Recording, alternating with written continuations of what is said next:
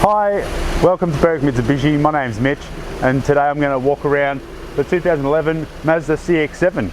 Now this one is finished in the slate grey, so I'll walk around the car, point out anything that I can see that's obvious in terms of minor imperfections, run you through some of the features inside the vehicle, and then obviously a bit about the engine as well. So starting from the front of the car, you can see that we currently have the fog lights, parkers on, indicators also located in the lower section of the bumper here.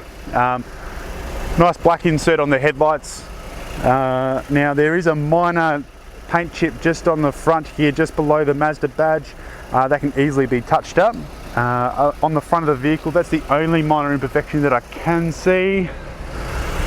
Moving around to the driver's side front wheel. Fantastic condition. Now this is a brand new tyre on the front. It has got lots of tread, obviously being a brand new tyre. There is a receipt for that in the glove box. We have just put that on. No gutter rash at all on that wheel. Now in terms of marks down the side of the car, once again being very picky, there's a few touch-up spots just on the driver's door, just north of the door handle. There is a minor blemish just on the passenger side, rear passenger side door. There are some minor marks, but that just looks like a bit of dust. That'll obviously clean off with a detail.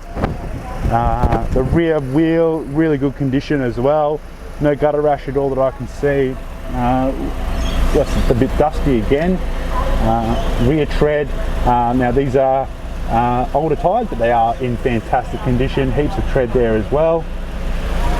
Moving around to the back of the vehicle, you have got the iconic CX-7 tail lights in that clear finish with the red LEDs as your brake lights, opening up the tailgate.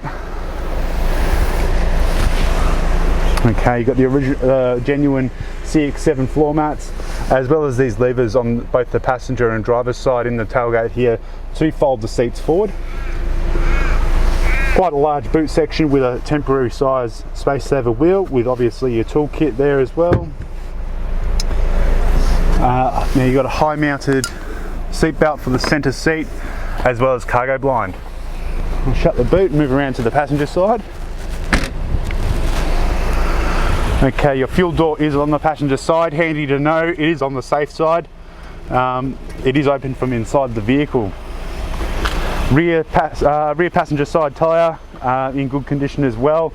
Same Bridgestone tyre as the driver's side, the Ecopia. Fantastic tread on that as well. Being a passenger side wheel, you might expect some gutter rash, but this wheel is in as new condition. Now any marks on the passenger side, I can't really see any, just obviously a little bit of dust and dirt down the bottom. Nothing that I can see that's jumping out to me. You can obviously see the integrated LED indicators on the mirrors as well. The front passenger side tyre, this is the other new tyre, the Zeta tyre, brand new. And then obviously the wheel, no curb rash on that wheel at all, just a little bit of dust on it. Looks fantastic. So what I'll do now is I'll open up the bonnet and I'll walk you through the engine and some power and fuel consumption figures. Okay, now looking under the engine bay of the Mazda CX-7, we have got the 2.3 litre turbo diesel engine.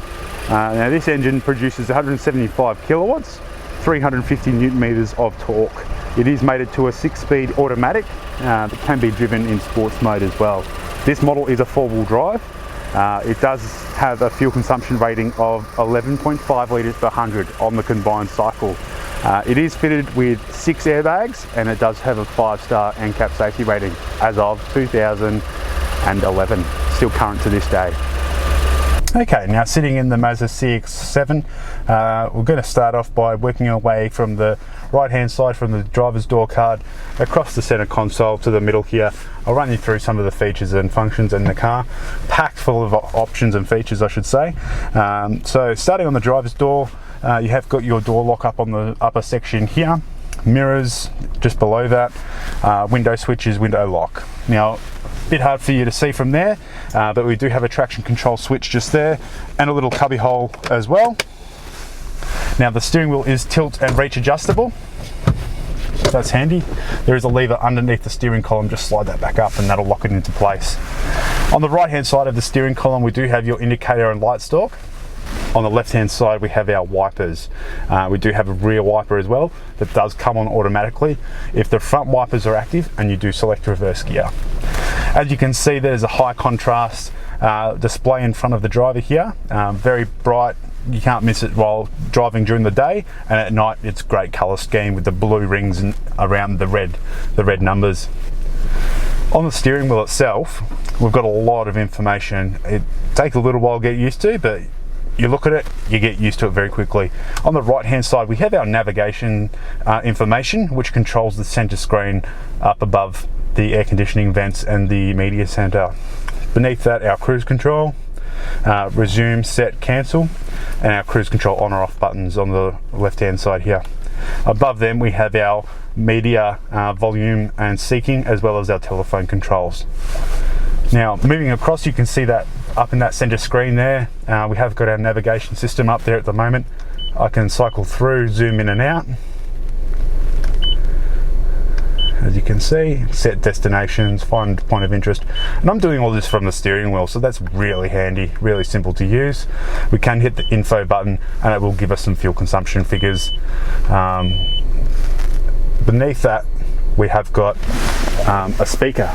Now this car does have the Bose audio sound system, fantastic sound quality, 3 air vents, hazard lights, clock controls, as well as all of your hard buttons for your media center, so your AM, FM, radio, CD, auxiliary input, disc, which does play MP3s. It does have a 6 stacker as well, so not many people are having the 6 stackers in their cars anymore, because obviously moving to digital media, but some people like to have the physical, the hard discs and stuff, and you know, I even think of putting a cassette player back in my car. Beneath that obviously you've got your air conditioning controls, very simple, laid out. Now they use the dial system, which is really handy as well, because it means that you can use them when you've got gloves on. So if you are driving up in the snow, which you can in this car, being that it is a four-wheel drive, or it's a really cold morning, you drive with your gloves on, you can still have access and easily control the dials and buttons, as they are quite large as well. So really well laid out there, and congratulations to Mazda for getting it right. Behind that we have our automatic selection, so obviously park, moving through to reverse, you can see we do have our reverse camera up in that display section up the top there, and then moving through to neutral and drive, and then across to manual mode, which then enable us to then use it like a Tiptronic transmission, moving backwards to go up a gear, moving forwards to go down a gear, and that can all be done on the fly. Beneath that we have the driver and passenger side heated seats, fantastic for those cool mornings, 2 cup holders, and then quite a large central bin here with some touch-up paint. As you can see there, auxiliary input, 12-volt socket, nice little ability there to remove that little tray there, handy as well obviously to keep your phone in there and have your power cord run through there for your charger. Now I'll have my camera person pan around the interior. I'll run you through the service history of the vehicle. So the car, as far as I'm aware, has got a full service history. It is missing one service stamp, but it is up to date. The car has done 88,000 kilometers as of recording of this video, and that was an intermediate service that was done by us at Berwick Mitsubishi once the car came into our stock. The previous service before that was at 63,000 kilometers, with full service dating back to the original purchase date. Okay, thanks for watching. In summary, I think you'd agree that this 2011 Mazda CX-7 represents fantastic quality. Only, as I said, walking around the car just before, that minor stone chip on the front of the car.